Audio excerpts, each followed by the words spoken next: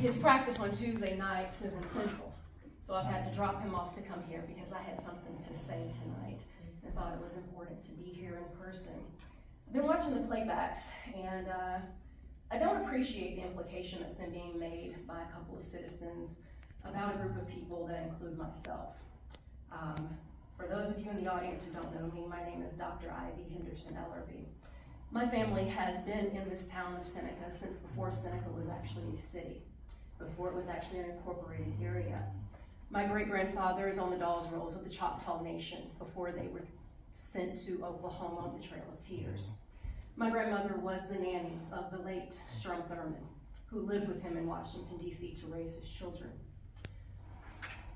My mother is a state commissioner, beyond working for the city as just the museums. She's a little bit bigger than that. I have friends and family that are sitting here before me.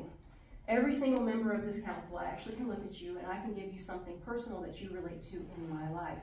Joel, I went to school with your late daughter. She was a very good friend of mine. Denise, you're at my son's award ceremony for swimming. Anything swimming, you're there. Keisha, your grandfather's on the Dawes Rolls with me. You're my family. Mr. Riley was my principal growing up. That's how old he is, because I'm I'm telling it all now. Uncle Ronnie grew up down the street from the greatest police chief of Seneca, South Carolina, Theodore Davis, and I've known him at his house pretty much every day I was there. The mayor, you're like family. It's too much to even tell about that. Brock, we love you too. Kathy, we grew up together. Dana, you worked with my father. My father actually built Oconee Nuclear Station when he was just a late teenager and stayed at Duke for over 43 years. Scott, you keep my house safe and you protect me. And you're a dear friend. And Rev, you bury everybody in my family. So, that being said, I thought I'd lighten the mood a little bit. But I don't appreciate the implication that there's been a disproportionate advantage to one set of citizens over another. I don't feel like I need other people to get up and speak for me. I'm a very articulate woman. I have 6 college degrees, and I got plenty to say. And when I have to say it, I actually text each of you and tell you my opinion, whether you want to hear it or not. And so I decided that I would come and actually speak for myself because I've lived in several different countries and I'm able to speak languages and tell you exactly what it is that I think. I don't need you to come up and speak for me.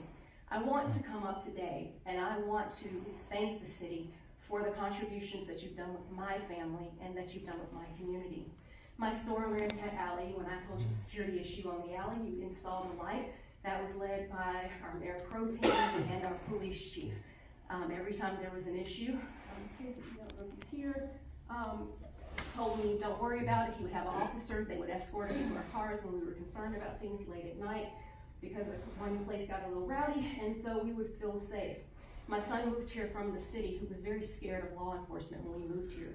We opened our store here in 2020 in case he would actually have police officers to take him to have hot chocolate and talk with him and to make him very comfortable with law enforcement, the same similar way that I was raised because my uncle was the only black police chief for this city.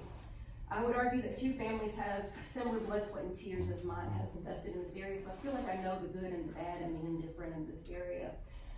Speaking in terms of our police chief, I just wanted to point out some things to you that I did not think you were really aware of. Most recently, my interaction with law enforcement was contacting the police chief directly on his cell phone, asking him for assistance with some homeless families that were having some issues. He immediately got several officers to meet me there. There were some medical emergencies, there were some housing issues. The police chief actually fills out the applications himself to help veterans to get housing and to secure that. And that's something that's really rare and it's not common. It's normal to us because we're from here, but it's not normal for the rest of the world. Additionally, not only our police chief and his officers assist with that and assist with getting us to our cars safely and things like that, but they help us with fifth quarter. Now, I don't see some of y'all there, so I would like to start seeing you next school year. Thank you very much. You're on notice. But the mayor pro tem and the police chief and I are there every fifth quarter that is here, and the Scott, the city administrator, is here as well. And the mayor. Okay, but you're not there every week, okay? My point is that the police chief actually knows every child by name. They walk in and they go, "Hey, coach." They don't even care that he's a law enforcement officer. They see him as like a family member or a really close person in this community. I just wanted to take some time and tell you some positive things that are happening here in the city, because oftentimes you only get complaints about the bad things, and I get really tired of hearing it on the playback. So this time when other people get a chance to play back, you actually can hear some positive things that are happening within the city.